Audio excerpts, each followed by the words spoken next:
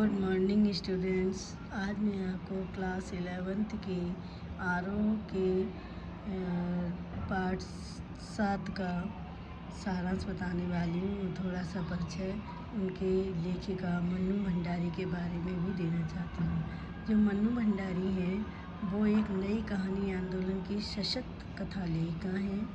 इनका जन्म 3 अप्रैल 1931 ईस्वी को भानपुरा राजस्थान में हुआ था। इनकी रचनाएं जो हैं वो संसार के विभिन्न सामाजिक विसंगतियों को उजागर करती हैं। इनकी जो रजनी नामक पाठ है उसकी भाषा शैली अत्यंत सहज, व्यवहारिक, भावपूर्ण तथा प्रभावमयी है। अब हम रजनी नामक पाठ जो मन्नू भंडारी के द्वारा रचित है इसकी बारे में इसका सारांश बताते हैं आपको। रजनी एक पटकथा है। इसकी लेखिका मन्नू भंडारी है। लेखिका ने रजनी के माध्यम से समाज में व्याप्त सामाजिक बुराइयों को दिखाया है। इस पटकथा में व्यवसाय बनती जा रही शिक्षा की समस्या का वर्णन किया है। रजनी और लीला अमित के स्कूल से आने का इंतज़ार कर रही हैं। आज अमित का रिजल्ट आने वाला है। अमित एक मेधावी छात्र था। उसे आशा थी कि वह अपनी कक्षा में प्रथम आएगा। अमित जब वह स्कूल से आता है तो उसके चेहरे पर उदासी और क्रोध के मिले हुए भाव थे। वह ज़्यादा गुस्से में था। वह स्कूल में 6ठे स्थान पर आया था। अमित इसके लिए अपनी माँ को दोषी ठहराता है। उसके गणित के अध्यापक ने उसे बार बार ट्यूशन लेने के लिए कहा था, पर वह गणित में अपनी कक्षा में सबसे अच्छा था, इसलिए उसके माँ बाप ने उसे गणित की ट्यूशन नहीं दिलवाई। अमित के गणित के अध्यापक ने ट्यूशन न रखने के कारण उसे गणित में नंबर काट लिए। रजनी को यह बात बहुत बुरी लगी और वह ट्यूशन न रखने पर अध्यापक ने नंबर काट लिए। यह अमित और लीला को स्कूल जाकर गणित के अध्यापक के विरुद्ध कार्रवाई करने के लिए कहती है।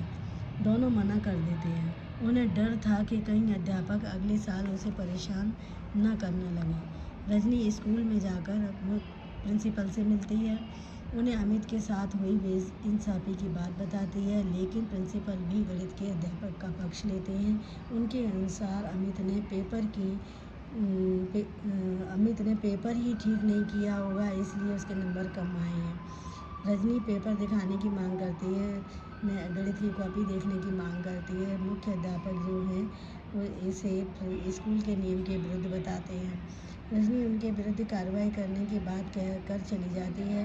घर जाकर रजनी अपने पति से भी अमित के साथ हुए अन्याय की बात करती है। वे उसे सलाह देते हैं कि उसे किसी और के झगड़े में नहीं पड़ना चाहिए। रजनी अपने पति की बात सुनकर कहती है कि गलती करने वाला तो अपराधी है, लेकिन उसे सहन करने वाला उससे बड़ा अपराधी है। लोगों को अन्याय और अत्याचार देखकर चुप नहीं बैठना चाहिए, इसके विरुद्ध आवाज़ उठानी चाहिए। रजनी डायरेक्टर ऑफ एजुकेशन के ऑफिस जाती है। वहाँ चपरासी रजनी को डायरेक्टर के कमरे से बाहर रोके रखता है, क्योंकि रजनी चपरासी को पैसे नहीं देती है। रजनी ज़बरदस्ती ऑफिस के अंदर चली जाती है। वह डायरेक्टर को अपना परिचय एक रिसर्च करने वाली के रूप में देती है, जो स्कूलों, विशेष रूप से प्राइवेट स्कूलों और बोर्ड के आपसी संबंधों के विषय में जानकारी प्राप्त करना चाहती है। निदेशक उसे बताता है कि मान्यता प्राप्त स्कूलों को 90% सहायता दी जाती है। अधिकतर ऐसे स्कूलों के लिए बोर्ड नियम बनाता है जिसे स्कूल के प्रबंधक मानते हैं। रजनी निदेशक से निजी स्कूलों में चलने वाली ट्यूशन के विषय में बात करती है। निदेशक कहता है कि कमज़ोर बच्चों के लिए ट्यूशन के लिए कहना उचित है। यदि कोई अध्यापक गलत ढंग से बच्चों को ट्यूशन के लिए उकसाए तो उसके लिए उस मुख्य अध्यापक से बात करनी चाहिए, जिससे उसके विरुद्ध उचित कार्रवाई हो सके।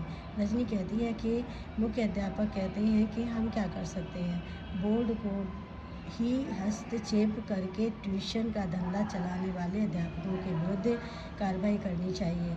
निदेशक भी रजनी की बातों पर ध्यान नहीं देता और कहता है कि उसके पास आज एक लिखित रूप में ऐसी कोई शिकायत नहीं आई। उनके पास और भी अन्य काम हैं। रजनी निदेशक का व्यवहार देखकर वहाँ से चली जाती है। रजनी व्यक्तिगत रूप से लोगों से मिलती है और ऐसे अध्यापकों के विरुद्ध आवाज़ उठाने के लिए उन्हें तैयार करती है जो बिना वजह बच्चों को ट्यूशन लेने के लिए परेशान करते हैं।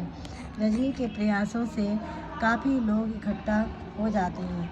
रजनी अखबार के दफ्तर में जाकर संपादक से भी मिलती है। संपादक अन्याय के विरुद्ध आवाज़ उठाने के में उसका साथ देने के लिए तैयार हो जाता है। रजनी अखबार के माध्यम से लोगों तक शिक्षा के क्षेत्र में चल रही धोखाधड़ी की खबर पहुंचाती है, जिसे पढ़कर बहुत सारे लोग मीटिंग स्तर पर पहुंचते हैं। वहां पर उपस्थित लोग भी ट्यूशन लेने वाले अध्यापक के प्रति अपने अपने विचार रखते हैं और अंत में रजनी लोगों को संबोधित करती है कि ट्यूशन उन बच्चों के लिए ज़रूरी है जो पढ़ाई में कमज़ोर हों या माँ बाप पढ़े लिखे ना हों या माता पिता समय की कमी के कारण बच्चों पर ध्यान नहीं दे सकते।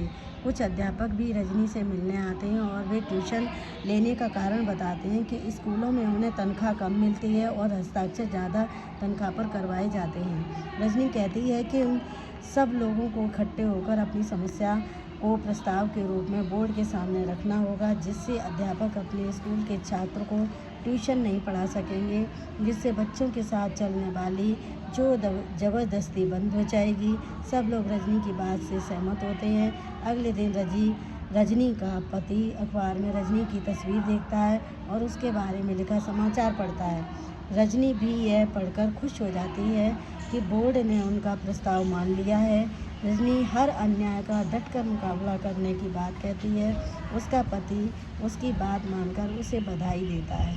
ये बच्चों, ये था रजनी पाठ का सारांश। अब इससे ही रिलेटेड आपसे बहुविकल्पी प्रश्न पूछते हैं। रजनी पाठ की लेखिका का नाम क्या है? तो उत्तर है मन्नू भंडारी। रजनी किस विधा से संबंधित है? टीवी धारावाहिक से। उत्तर है टीवी धारावाहिक। रजनी ने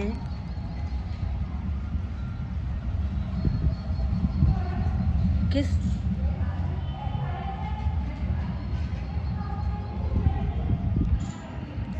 लीला से क्या मंगवा रखा था? केसरिया मलाई। अमित के गणित में कम नंबर आए थे, किस लिए? ट्यूशन न लेने से। मैथ्स के सर थे मिस्टर पाठक। लीला 2 गिलासों में क्या लेकर आई थी? उत्तर है शिकंजी। अमित को मैथ्स में कुल कितने नंबर मिले थे? 72।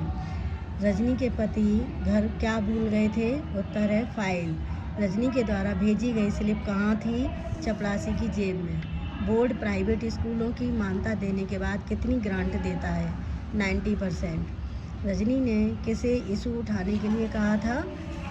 संपादक को। किस तारीख को पेरेंट्स की एक मीटिंग होनी निश्चित हुई थी? 25 तारीख को। रजनी रसमलाई किसके मुंह में डालती है? अमित के में।